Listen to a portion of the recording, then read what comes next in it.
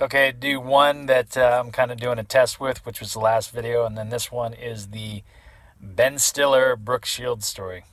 96. I'm working manager and one of the main waiters at a restaurant in Santa Monica called Toi, Toi, and they have the main one in Hollywood on Sunset near Gardner. And it's a Thai food restaurant that's been kind of Americanized, and it kind of is a cross between a Thai restaurant and the Hard Rock Cafe. One of the owners, both of them had long hair when I was working there, and I had long hair when I was working there, like ponytail length. And one was a former musician, and then the other one, who was Thai, Charlie, was the main waiter at Wolfgang Puck's. Anyways, that's just a little backstory. Been working there for like 2.5 years, and we had Brooke Shields come in a few times, and amazingly, she just completely changed the energy of the place. We didn't have sections like normal restaurants did, but what we would do is we would focus on, if it got really busy, we would focus on one side. But we pooled the tips, and everybody just kind of helped everybody else out. And there's a couple other stories of other people, but this is the one with Ben. So some people are coming in, and I start to walk towards the door and don't realize it's him until I kind of get like almost like directly in front of him, and I go, oh, hey. And then I kind of look over his shoulder and I see Brooke Shields, and I was like, I got a table for both you guys this way, and I start to walk him towards a back corner table. And I had just seen a David Letterman episode of Ben Stiller talking about when his dad was on an episode of Love Boat, and he had dropped acid and was having a bad trip, and called his dad on the set of the Love Boat, and his dad was like, I understand, son, I remember when I smoked too many cigars. And he's like, it's not the same, Dad. And I guess it was an old episode, but anyways, when he was coming in and I was walking him back, I just kind of turned back and I said, hey, I really liked your Letterman episode. I just saw it the other day. And he's like, what episode? I said, the acid story. And he goes, oh, thanks.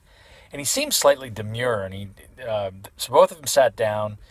And again, we didn't really have sections, so everybody was kind of coming around to him. But I was just having like a wacky night, like one of those nights where I don't know if it was a full moon or whatever. But I was kind of riffing maybe a little too much at the table.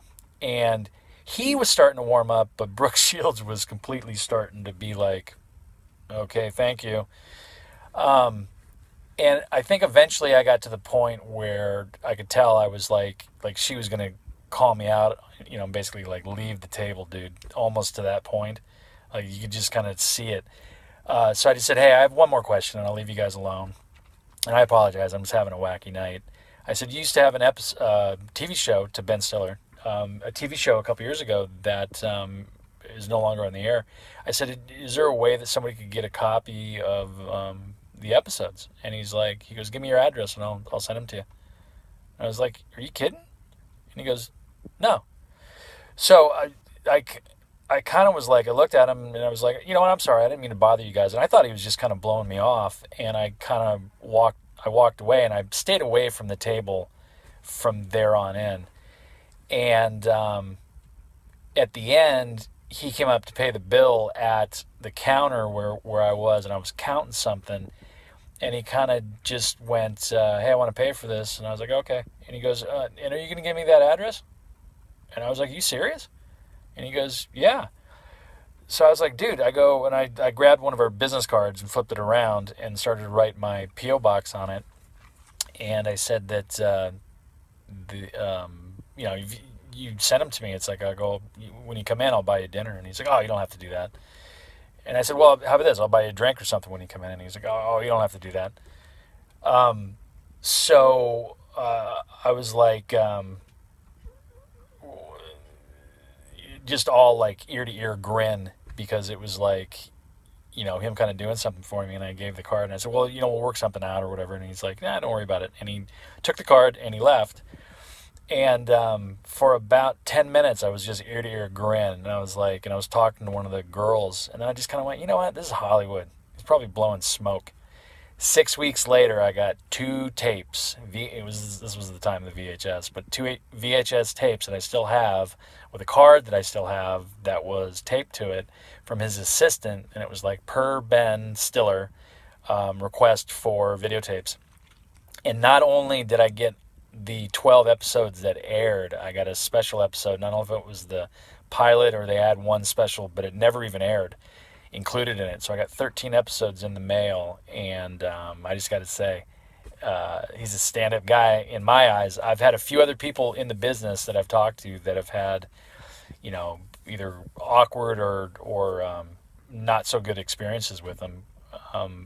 But mine was offset, and a lot of times when you're on set, there's a lot of stress going on that people don't realize. And then B, it was before his career really went skyrocketed. It was before like Dodgeball and stuff like that. This was circa 96 and circa like June of 96, somewhere in that vicinity.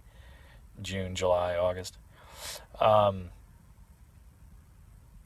So, I mean, it's one of those things that maybe pressure gets to people, but a couple people that I've talked to, bad experiences. But as far as I'm concerned, he's a stand-up guy, and I'll keep those tapes as long as I can. So, anyways, that's the Ben Stiller story.